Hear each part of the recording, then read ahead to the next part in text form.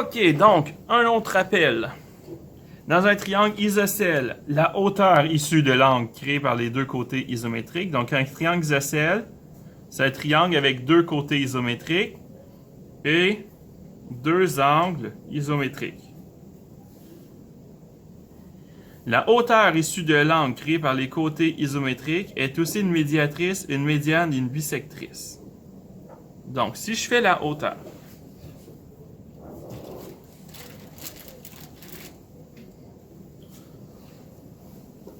ici, comme ça. Ça veut donc dire que l'angle ici et ici, ce sont les mêmes angles. Ça veut dire que le côté ici et le côté ici, c'est la même mesure. Donc, c'est une médiatrice, ça coupe en deux parties égales. C'est une médiane et une bisectrice. Donc, ça vraiment, ça coupe en deux parfaitement. Dans un triangle équilatéral, ça fonctionne avec tous les sommets. Donc, si j'avais un triangle équilatéral, ça fonctionnerait vraiment avec tous les sommets. Donc, c'est pas très utile de le tracer. Juste pour vous rappeler.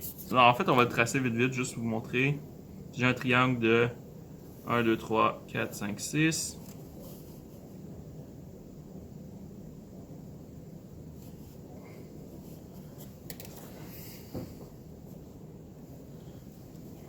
On fait un triangle équilatéral. Mon milieu est là.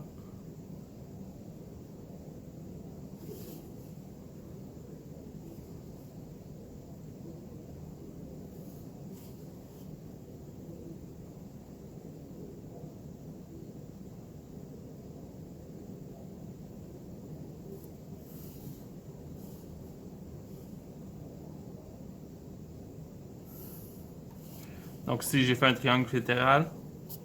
Donc, à chaque fois que je vais tracer les hauteurs, que ce soit ici, ici,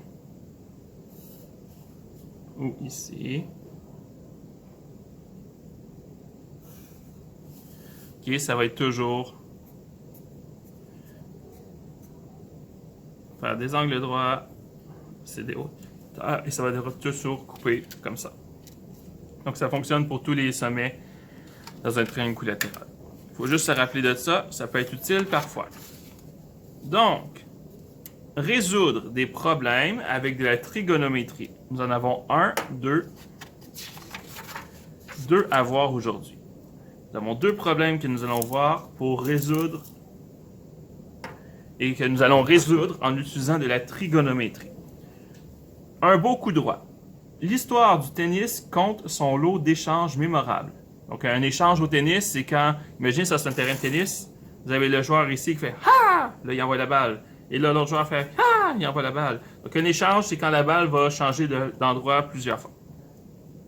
Pendant un match endiablé, Wilfredo a envoyé la balle à Roger, qui a exécuté un magnifique coup droit sur la ligne de côté, ce qui lui a permis de marquer un point.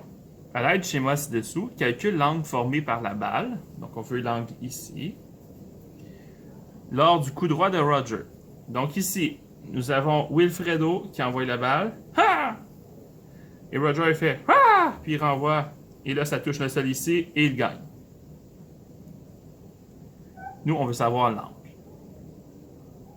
Comment on va faire ça?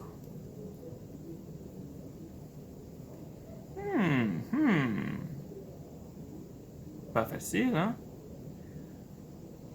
Donc, premièrement, moi, je vous dirais, je fais pause, faites pause, essayez de le faire, essayez de trouver l'angle qu'il y a ici, et après, on va regarder ensemble ce que ça donne.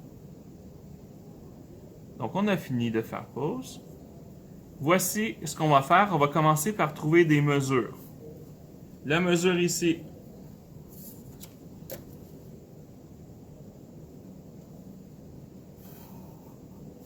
elle est combien?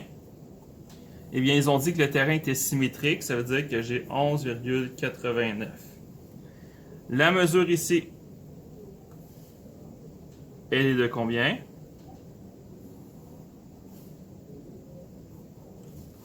On fait 11,89 moins 6,4. On obtient 5,49. Ça, c'était des mètres aussi. Donc, j'ai 11,89, 5,49.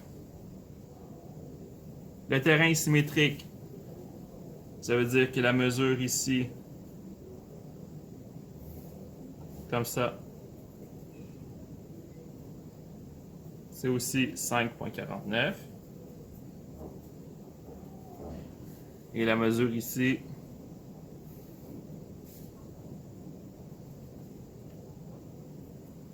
c'est 6,4. Là, j'ai trouvé plein de mesures. J'ai aussi la mesure entre les deux, j'ai la mesure totale. Donc,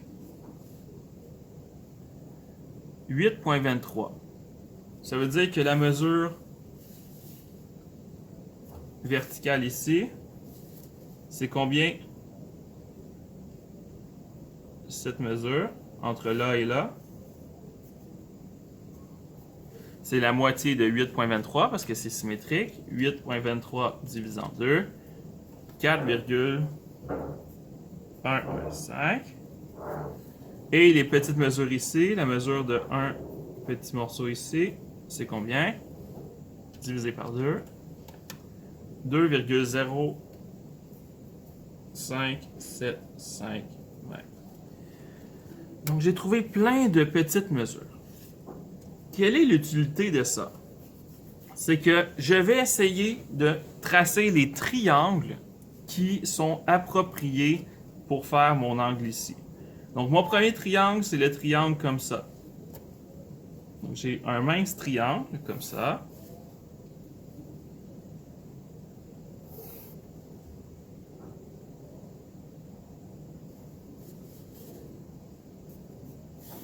Donc, nous avons W ici, qui envoie la balle, à R ici. Donc, j'ai un mince triangle comme ça, qui est ici. Ce mince triangle mesure 2,0575 mètres. Ici, j'ai un angle droit. Et la mesure de tout ça ici, 5,49 plus 6,4 plus 6,4. 18,29. Et moi, je vais essayer de trouver l'angle ici. Donc, l'angle ici, je vais l'appeler θ. Comment je le trouve? Pourquoi j'essaie de trouver l'angle ici? Parce que si je connais l'angle et je connais cet angle, je connais tous les angles et je vais pouvoir trouver. Donc, θ, ça c'est hypoténuse que je ne connais pas. J'ai adjacent et j'ai opposé.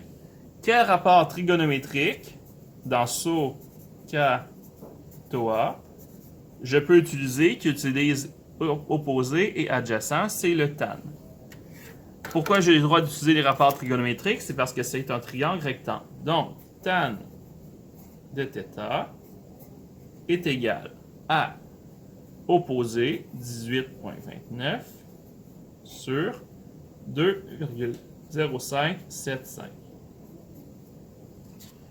Ça veut dire que θ, c'est tan moins 1 de 18,29 sur 2,0575.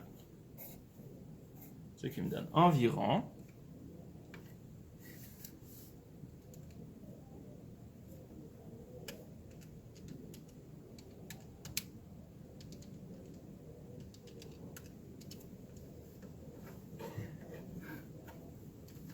83,58 degrés.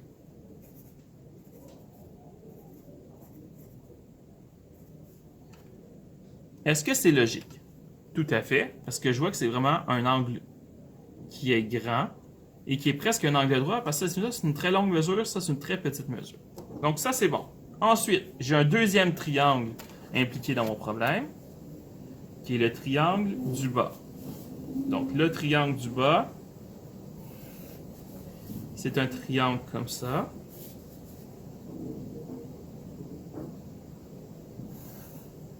Dans lequel nous avons la balle renvoyé par Roger qui s'en va au point gagnant. La mesure ici, c'est 2,0575 plus 4,115. Ça donne 6,1725 mètres.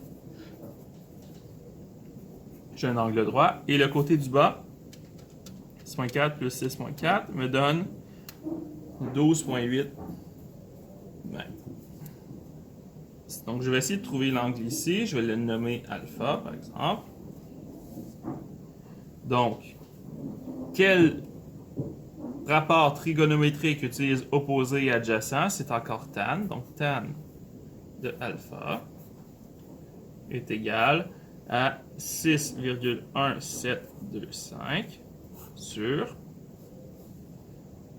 12,8. Et donc, alpha, c'est égal à tan moins 1 de 6,1725 sur 12,8. Donc, alpha va me donner tan moins 1, 6,1725 sur 12,8. Et là, est-ce que c'est bon? Non, parce que j'ai fait une erreur. Tan, c'est opposé sur adjacent. Moi, j'ai écrit adjacent sur opposé. Ce n'est pas la même chose. Comment j'ai su que c'était une erreur? Je suis censé avoir un angle presque 90 degrés, ou en tout cas plus grand que 45, et j'ai obtenu 25, c'était pas bon. Donc, c'est 12,08 sur 6,1725, 12,8 sur 6,1725, tan moins 1,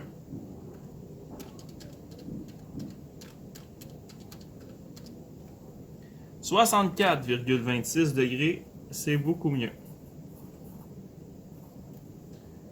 Et donc, finalement, je vais faire 180 moins 83,58 moins 64,26 degrés.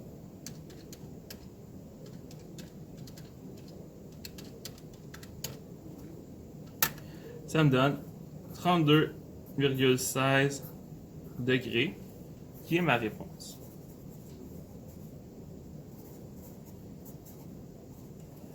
Donc, l'angle ici. Et la raison, c'est que c'est des angles qui sont supplémentaires. Pourquoi j'ai fait ça? Ici, c'était des angles supplémentaires qui en tout donnaient 180 degrés. Donc, quand vous avez un gros dessin comme ça, une façon de vous aider à résoudre, c'est de retracer les triangles qui sont appropriés par votre problème à côté pour bien voir quel rapport trigonométrique on peut faire. Un autre. Je laisse 2 secondes. Notez ça. Faites pause si vous voulez noter. Et on continue. Parfait. Le grand tunnel. Les manèges des parcs d'attraction sont généralement parsemés de surprises.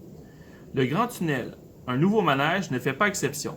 Dans la grande descente, les wagons passent par un tunnel noir. Juste avant d'entrer dans le tunnel et à la fin de ceux-ci, les personnes dans le manège se font arroser. Le système d'arrosage situé à l'extérieur du tunnel est à égale distance de l'entrée et de la sortie. Dans le schéma ci-dessus, un wagon en piste se trouve à 5,2 mètres de la sortie.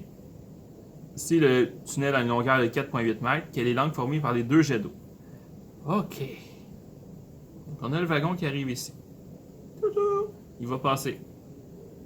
Il va rentrer ici, il va sortir ici. Le système d'arrosage essaie de l'arroser. Et nous, on veut connaître l'angle ici. OK. Ça paraît peut-être pas parce que vous êtes dans la vidéo, mais c'est la 3e fois que je fais ce problème. Il est quelque chose, mais je pense que j'ai trouvé une bonne façon de le faire. C'est un triangle isocèle ici. Ça veut dire que si je fais la hauteur, comme ça, je fais la hauteur, je suis une hauteur. J'ai séparé le côté en 2 parties égales. Ça veut dire que ça mesure 2,4 mètres. Ici, nous avons 2,4 mètres. Maintenant, j'ai un angle. Le côté opposé à l'angle, c'est la hauteur qu'il y a ici.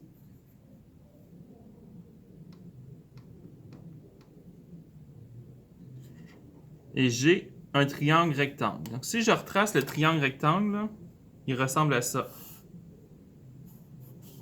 J'ai un triangle rectangle.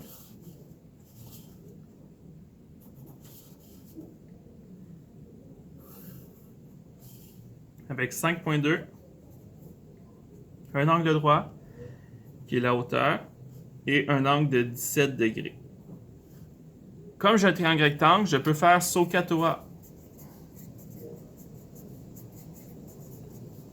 Donc, avec ça, je vais pouvoir trouver la hauteur, et avec la hauteur et le reste, je vais être digidou right through, on va être content. Donc, je trace ça. J'ai angle, ça, et hypoténuse. Quel rapport trigonométrique utilise opposé à l'angle et hypoténuse? Opposé et hypoténuse, c'est sin. Donc, sin de 17 degrés, c'est égal à l'opposé qui est la hauteur sur 5,2. Ça veut donc dire que 5,2 fois sin de 17 me donne la hauteur qui est environ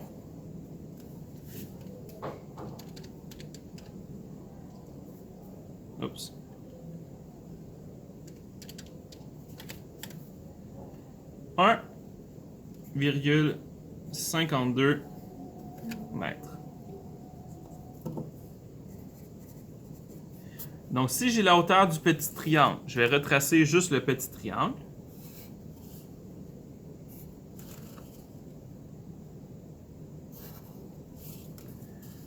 J'ai 1,52 mètres. J'ai 2,4 mètres. Et j'ai l'angle inconnu qui est deux parties égales. J'ai une des parties égales de l'angle inconnu ici. Donc finalement, je n'ai même pas besoin de côté inconnu ou d'angle inconnu. Merveilleux. Je me suis cassé la tête pour rien. On n'avait même pas besoin de ça. On n'avait même pas besoin de 180 moins θ. OK. Donc, j'ai un angle droit. Et moi, je cherche l'angle ici. Parce que si je connais l'angle ici, je vais faire x2. Je vais l'écrire. Quel rapport trigonométrique utilise opposé à l'angle et adjacent? C'est le tan. Donc, tan de, si j'appelle lui θ, ça va être mieux. Tan de θ égale opposé 2,4 sur adjacent. Et donc, θ, c'est égal à tan moins 1 de 2,4 sur 1,52. Ce qui me donne environ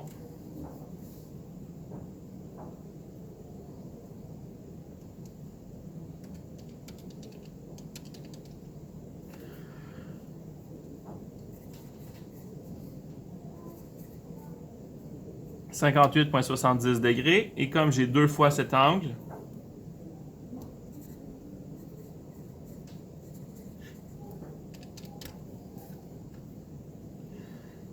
« 117,40 degrés. » Donc la réponse, 117,40 degrés. Et pourquoi, quelle est la raison de ces deux étapes? La justification, on l'a noté la page d'avant. Dans un triangle isocèle, la hauteur issue de l'angle créé par les côtés isométriques est aussi une médiatrice, une médiane et une bisectrice. On va l'écrire. Dans un triangle isocèle, la hauteur, donc car la hauteur issue de l'angle créé par les côtés isométriques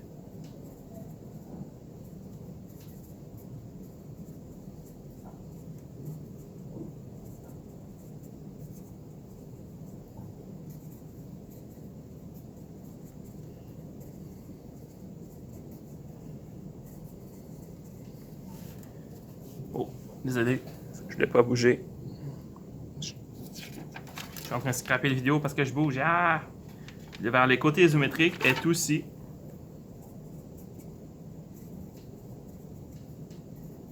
une médiane, une médiatrice, une dissectrice. Une médiatrice, médiane.